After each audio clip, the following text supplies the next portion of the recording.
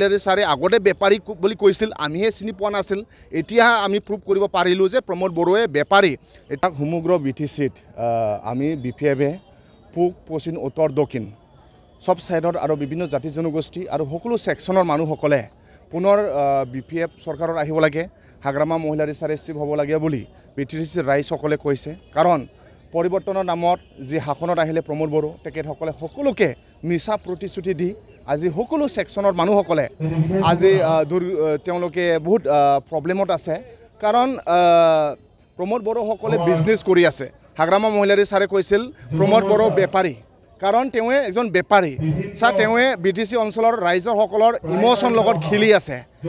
এই 4 বছৰ 6 মাহত প্ৰমোদ বড়োৱে ছাত্ৰ ছাত্ৰীৰ চাকৰি দিব পৰা নাই। আৰু যিসকলে জাৰ্ণালিষ্টসকলক জাৰ্ণালিষ্ট ৱেলফেয়াৰ ফাণ্ডৰ নামত 10 কোটি টকা দিয়া আছিল, এইটোও নিদিলে তেওঁলোকে। বেঞ্চাৰ স্কুলত চৰকাৰী কৰিব লাগিছিল, এইটোও কৰিব পৰা নাই।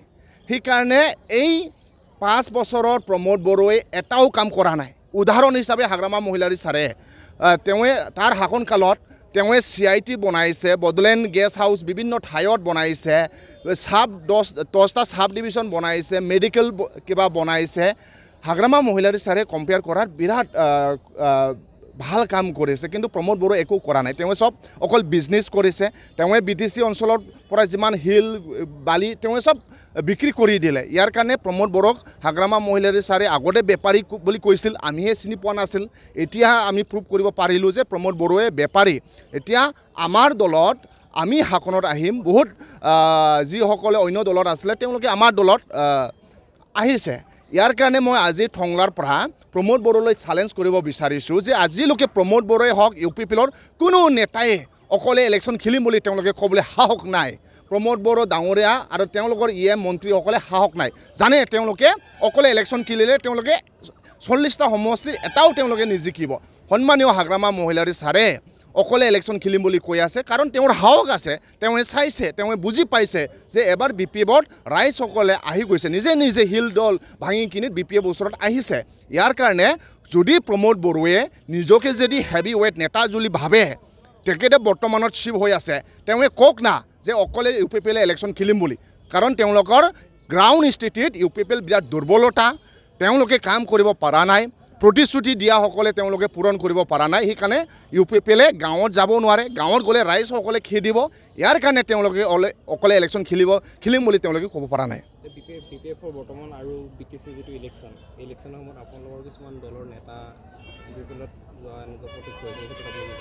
এইটো হ'ল UPPলৰ প্ৰপেগেণ্ডা। আমাৰ দলতে আহি আছে। মই উদাহৰণ দিম। কালাইগাঁৱত MLAৰ কেণ্ডিডেট আছিল আগল 2021 চনত কামাল আজাদ আমাৰ দলত আছে। মঠাংগুৰি সমষ্টিত UPPলত BTC ইলেকশ্যনৰ কেণ্ডিডেট শাহজাহান আলী আহমেদ আমাৰ দলত আছে, নহয় জানো? আৰু জিতেন মুছাহাৰী তামুলপুৰ ডিষ্ট্ৰিক্টত জেনেৰেল ছেক্ৰেটাৰী ইনচাৰ্জ আছিল, প্ৰমোদ বড়োৰ ৰাইট হেণ্ড আছিল, আমাৰ দলত আছে, নহয় জানো? আমাৰ দলত সেইকাৰণে বিভিন্ন জাতি জনগোষ্ঠী আমাৰ দলতহে আহিছে। UPPল অকল প্ৰতিশ্ৰুতি দিব পাৰে, কাম কৰিব নোৱাৰে। আৰু তেওঁলোকে ইমোশ্যন তেওঁলোকে বুজি নাপায়, ডেকা গাভৰুৰ ইমোশ্যন বুজি নাপায়। চাকৰিৰ কাৰণে হাহাকাৰ কৰি আছে, কিন্তু প্ৰমোদ বড়োৱে হাঁহি কিনি মিছ ইউজ কৰি আছে, তেওঁৱে বেপাৰী কৰি আছে। ইয়াৰ কাৰণে আমাৰ দলৰ পৰা নাযাব, তেওঁলোকৰ পৰাই আমাৰ তাত আহিব।